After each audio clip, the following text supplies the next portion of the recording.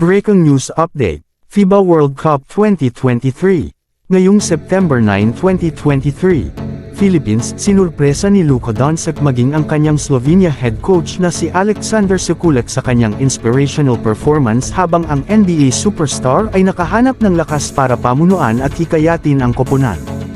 Naglaro si Doncic ng 37.07 minuto at nakakolekta ng 29 na puntos, 6 na rebound, 6 na assist at 3 steals sa 100 hanggang 84 pagkatalo sa Lithuania sa FIBA Basketball World Cup 2023 classification 5 hanggang 8. Ang palabas na iyon ay dumating wala pang 24 na oras pagkatapos bumagsak ang Slovenia sa Canada sa quarterfinals.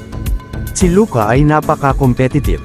Hindi ko alam kung saan niya nakuha ang enerhiya ngunit sinabi niya sa akin na maganda ang pakiramdam niya at gusto niyang maglaro, sabi ni Sekulic, na tinanong kung ano ang dahilan sa paglalaro kay Doncic ng napakatagal. Siya rin ang aming pinakamahusay na tao tungkol sa enerhiya. Sinusubukan niyang i-motivate ang lahat na dalhin sila sa ibang antas. Wala kami sa antas na gusto namin at sinusubukan niya ng gusto sa laro, sa mga timeout, sa locker room all the time trying to push them to their limits.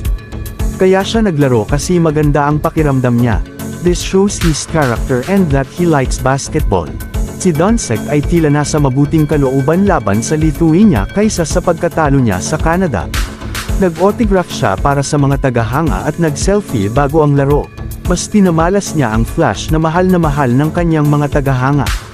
At sa tuwing may gagawing mahusay si Doncic, nagwawala ang 11,300 tao sa Mall of Asia Arena. Alam ng lahat na isa siya sa pinakamagaling kung hindi man pinakamagaling na player sa mundo. For sure sobrang pressure sa kanya and everything pero ngayon ipinakita niya ulit kung bakit isa siya sa pinakamagaling na player. Nangunguna siya sa team, said 29 taong gulang na veterano na si Gregor Rovet tungkol sa kapitan ng Slovenian. Nagsalita rin si Sekulic tungkol sa pagnanais ni Doncic na ipakita ang kanyang pagmamahal sa mga Pilipinong tagahanga at ang kanilang pagmamahal at suporta para sa kanya at sa koponan ng Slovenian. Na-appreciate din niya ang mga fans dito dahil mayroon siyang kamangha-manghang fanbase. And we had amazing support tonight. Feeling ko buong arena ang nag-cheer para sa amin. Ang sarap sa feeling at dahil sa kanya, the coach said. That shows a lot how serious he is when he plays for his country. And that he plays with his heart. That's the most important part.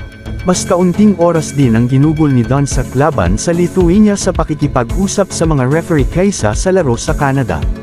Bago ang laro, nagpasya kaming susubukan naming huwag masyadong tumingin sa Lithuania at sa mga ref. Sinubukan lang naming tumuon sa aming sarili at iyon ang susi, dagdag ni Rovet.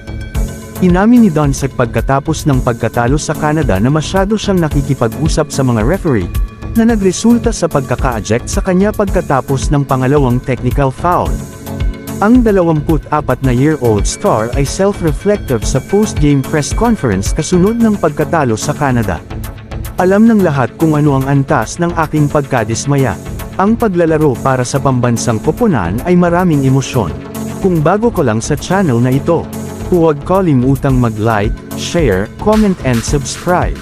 Huwag kalimutang pindutin ang notification bell button para updated ka sa araw-araw nating balita tungkol sa sports. Hanggang sa muli, maraming salamat po.